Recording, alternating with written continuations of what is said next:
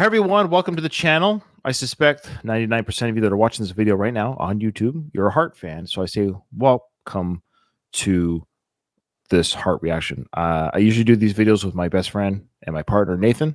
But Nathan has decided that he has no heart for Heart. That's right. He said, if I get one more Heart reaction from Miguel, I quit. Well, Miguel, I'm sorry. Nathan quit. He gave you this, you gave him or us this song. He says, I don't want to do any more Heart. He's tired of man. He's tired of Nancy. He's tired of them both. So he's quit. He's quit the channel. So I'm going to continue doing it. I don't care because I love Miguel and I love his request for Heart. And side note, folks, this is a big revelation. And Nathan is missing this big revelation, by the way. I have bought tickets. That's right, Miguel. Yours truly is seeing Heart in August. That's right. I'm going solo. I'm going by myself. I'm ditching my wife and kids, driving to the arena 30 minutes away. That's partly why I'm going. It's just down the road. I'm seeing Heart in August.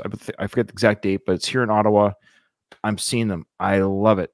I love it. And also regarding Miguel, we misread the last message or last request with Miguel last month. We thought it was Miguel's dad that was in the hospital. It was actually Miguel. It was Miguel's son who sent us a request on Miguel's behalf. So I got mixed up with the son-dad thing, right? So Miguel was in the hospital. He's been having heart issues. He was in the hospital again. He's out. His heart is okay to request Heart. But everyone give your thoughts, prayers, blessings to Miguel.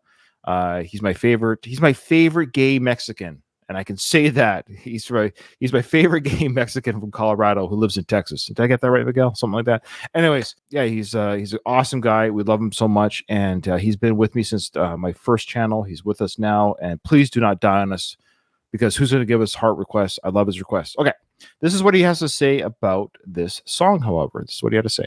Hello, Ryan and Nathan, but it's just me now. Feels good to be home. 5 years ago, last month, I subscribed to Ryan's reaction channel and watched it evolve into Welp. See, there you go. Huh? You bet, Miguel. It's all been so cool. My request is Heart Sleep Alone, audio only. The song was written by Anne and Sue.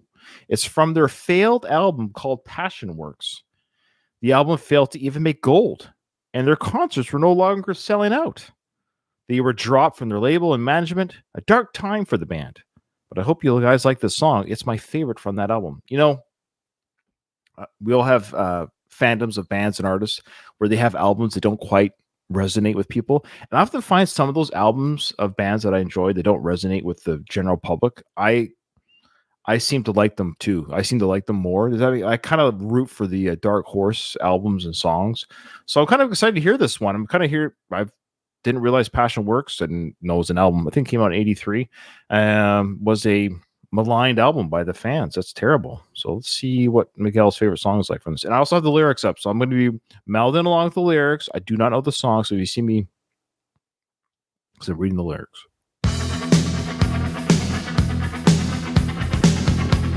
All right.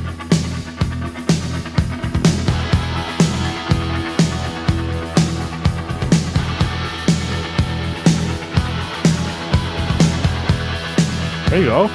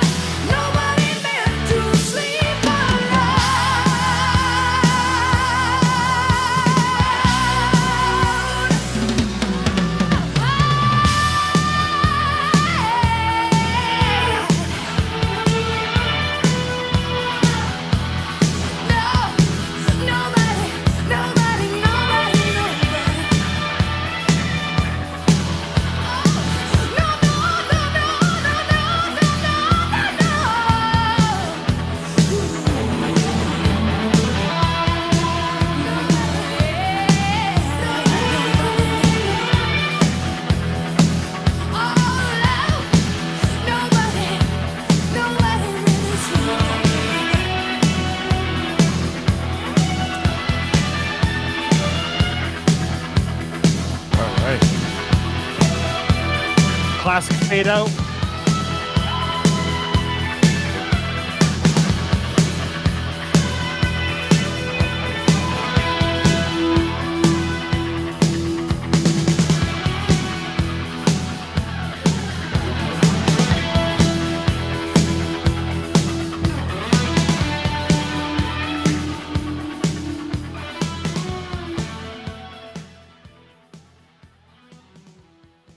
Okay. All right.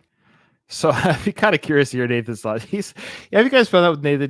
He's a tough nut sometimes. You know what I mean? He's really that tough nut of a guy to please with songs. He's funny that way. I love him. The lyrics are cliche. This is very 80s. All right. There, I just did Nathan's look. I love this sound. I think when I listen to Heart, especially this early 80s stuff, and my understanding was this was the first album where they parted ways with a couple of the other guitarists. They've been with the band for a while where they're doing more, the rock and folk songs, but this was now it's the 80s, or kind of tampering with, or you can hear this all very kind of glam metal sound a little bit, and but I love it because, in fact, one of my favorite albums by Aerosmith is called Done with Mirrors. I believe it came out in 85, which was a couple years after this one, but it has that very similar sound and production. It's almost like the same people that made this album, or this track anyways, they made Done with Mirrors, and people hate that album. That's like, maybe this is Heart's Done with Mirrors. So if you're an Aerosmith fan, you know what I'm talking about. But I freaking love Done with Mirrors. I got a soft spot for that album. I don't know what it is. I just love that it's such a raw, dirty, terrible production, but it's just this raw, raunchy rock album by Aerosmith. And a lot of people forget about that album because a couple years later they came out with Permanentification, which was a very polished, big album. It's nothing like Done with Mirrors. So there's something special about that album for me, the Done with Mirrors. And I think Heart's the same way. They did this album, then 2 years later they came out with their big one, the album that had Alone and those big hits, right? So it's weird that they both had similar albums that the public, that it didn't sell with the public, critics didn't like it. But I think if you really are an Aerosmith fan and you really are a Heart fan, you might really like this album. I dug the sound. I love the drums. I love the production. I love that big 80s.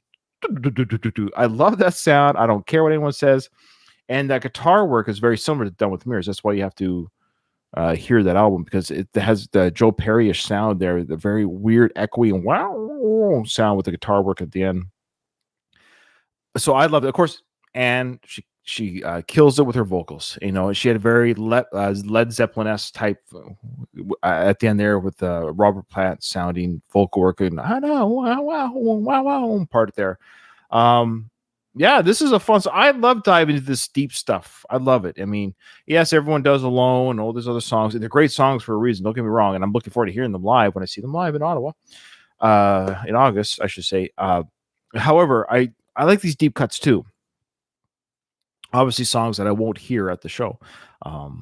Yeah, so I'm looking forward to the show. This is getting me excited. And I know they're older now. Like, that's the thing. They're older, and I get that. But when they're at this age now, they're both in their 70s, late 60s, their early 70s. It's the way I look at it is like, you shouldn't expect her to sing the way she sang here, but that's not what you're honoring. You're going there to honor their legacy. That's how I look at it. I'm there to say, hey, Heart, you guys have done this for 40, almost 50 years. Thank you.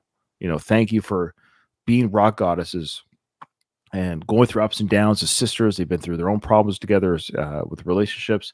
That's kind of how I look at it. And because I saw another guy in his mid 70s last year as well, Peter Gabriel, of course, same idea. Like, of course, I wish I saw him at his prime, but you're still seeing the man on stage, the legend on stage, and you're honoring, you're saying, thank you, Peter, for all your years of incredible work.